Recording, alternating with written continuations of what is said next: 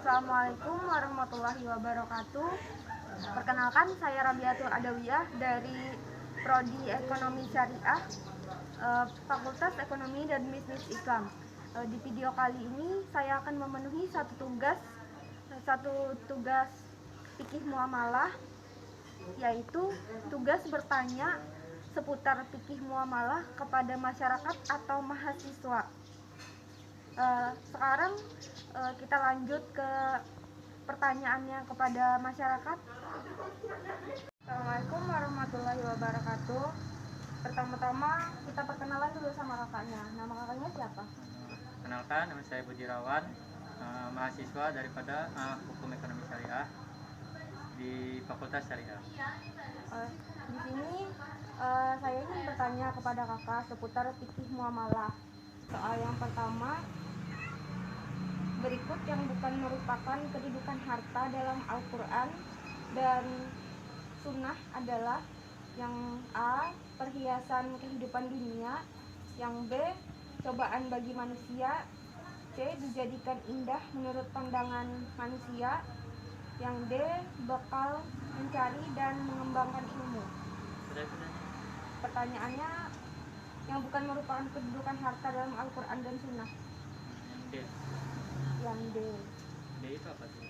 D nya bekal mencari dan mengembangkan ilmu. Oh, yang B tadi. Cobaan bagi manusia.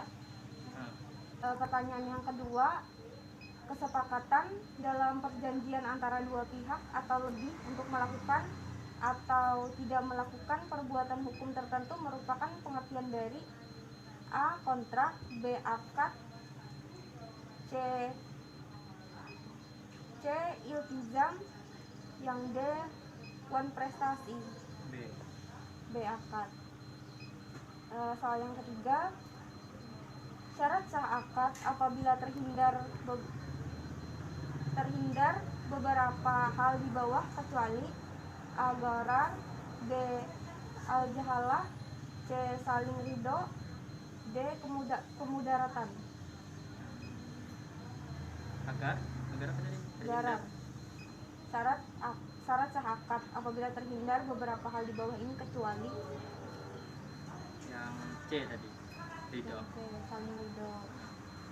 Soal berikutnya, yang bukan merupakan nama lain dari jual beli adalah: A, al-tabaru; B, al-tijarah; C, al-bai; D, perdagangan. Yang bukan merupakan A, al-tabaru. Soal berikutnya, berikut jual beli yang dilarang atau batil atau diperselisihkan dalam Islam kecuali: A, jual beli oleh anak kecil; B, jual beli waktu azan; C, jual beli orang buta; dan D, jual beli dengan ucapan lisan atau tulisan. Yang D. Selanjutnya, khiyar yang ditetapkan oleh syara bagi setiap pihak yang melakukan transaksi selama para pihak masih berada di tempat transaksi tersebut disebut: A, khiyar syarat; B, khiyar majelis; C, khiyar aib; D, khiyar ru'yah. Khiyar syarat. A. Selanjutnya, berikut yang termasuk dengan jenis barang ribawi kecuali: A, emas; B, perak; C, gandum; C, motor. Yang gandum. C lah. C. Selanjutnya, riba dalam hutang piutang seperti si A meminjamkan uang 100.000 lalu disyaratkan mengembalikan keuntungan ketika dikembalikan 150 disebut dengan riba: A, riba padhal; B, riba jahiliyah; C, riba nasiyah; D, riba qadar. Yang A, riba qadar. Selanjutnya, memilihkan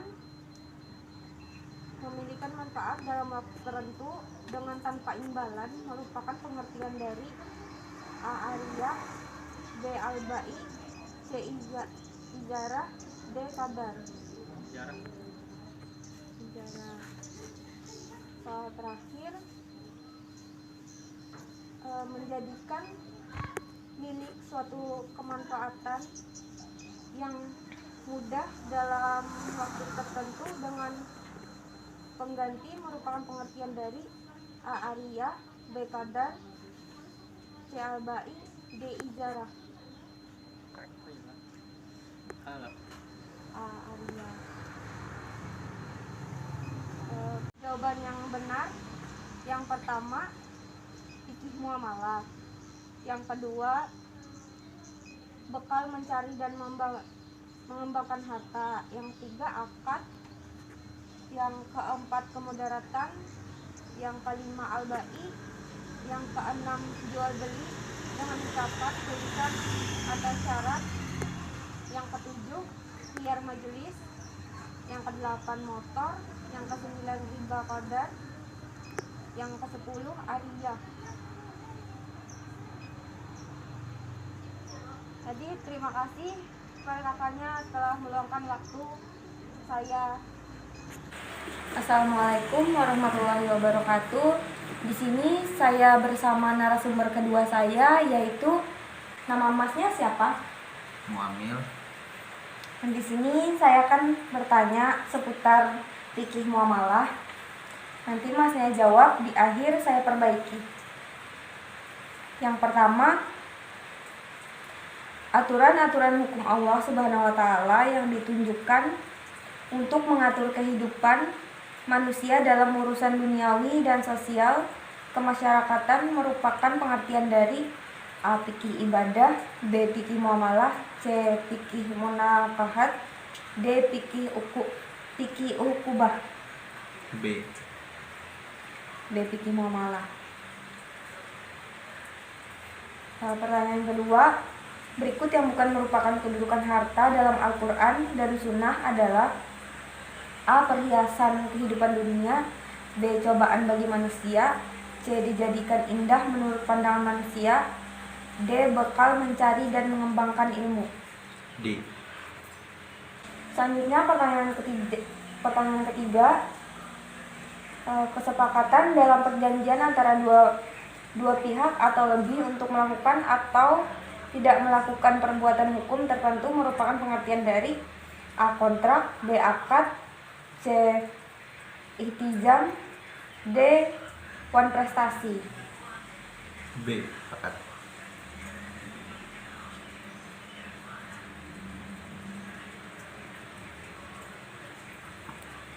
Selanjutnya yang keempat, syarat sah akad apabila terhindar beberapa hal di bawah kecuali A. Gharar, B. Al-jahalah,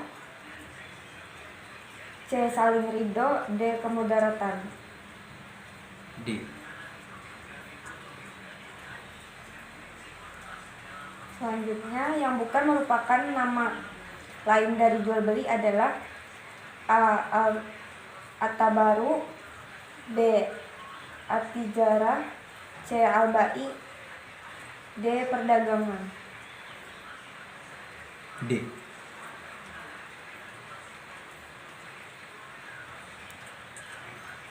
Yang keenam, berikut jual beli yang dilarang atau batil atau diperselisihkan dalam Islam kecuali A. Jual beli oleh anak kecil, B. Jual beli waktu azan Jumat, C. Jual beli orang buta, D. Jual beli dengan ucapan, tulisan, syarat.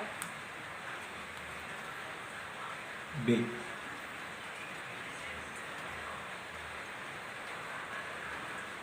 Yang ketujuh, khiyar yang ditetapkan oleh syara bagi setiap pihak yang melakukan transaksi selama para pihak masih berada di tempat transaksi disebut A. Khiyar syarat, B. Khiyar majelis, C. Khiyar aib, D. Khiyar ru'yah. A.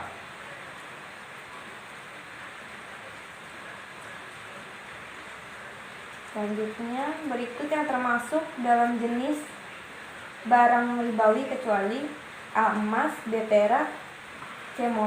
Gandum, D. Motor. C.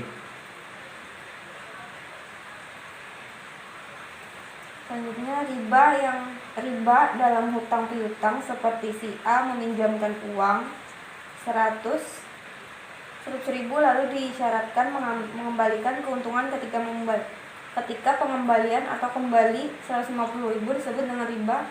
A. Riba padal, B. Riba jahiliyah, C. Riba nasiyah, D. Riba qard.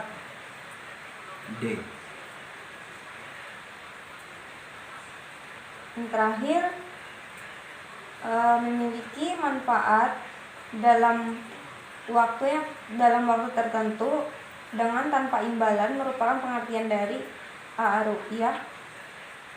Ar-ru'yah, B. Al-ba'i, C. Izarah, D. Qard. A. Baik, tadi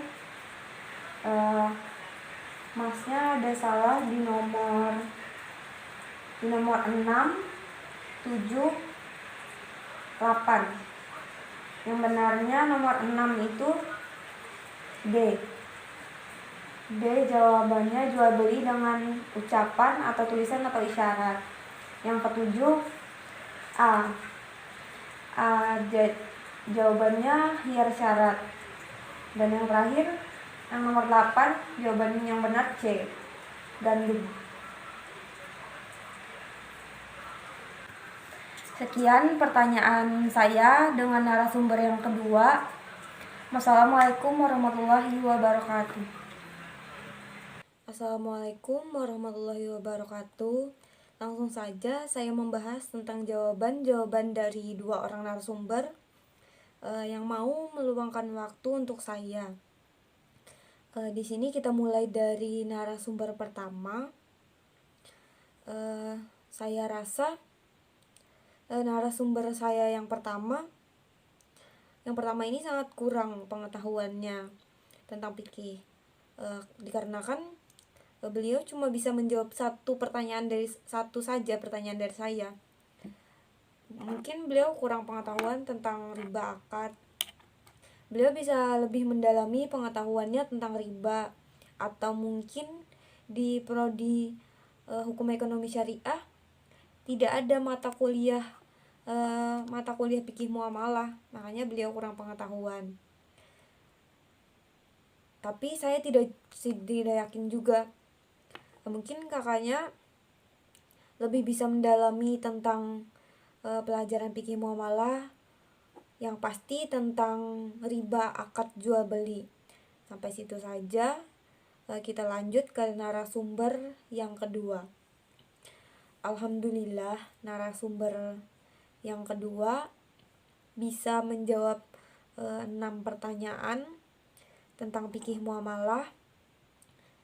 Kakaknya adalah tetangga saya sendiri. Kakaknya bukan seorang mahasiswa, melainkan hanya lulusan SMK saja, tapi pengetahuannya lebih banyak tentang fikih muamalah. Pengetahuannya lebih banyak tentang fikih muamalah dibandingkan narasumber saya yang pertama tadi, yang kakaknya jelas-jelas seorang mahasiswa. Narasumber saya yang kedua ini lumayanlah pengetahuannya tentang fikih muamalah, tentang riba akad jual beli. Kakaknya dapat menjawab dengan benar 6 pertanyaan dari saya. Tapi mungkin kakaknya juga harus lebih mendalami lagi aturan-aturan tentang fikih muamalah, terlebih tentang riba akad jual beli. Ya, karena aturan-aturan ini pasti ada di kehidupan sehari-hari seorang muslim.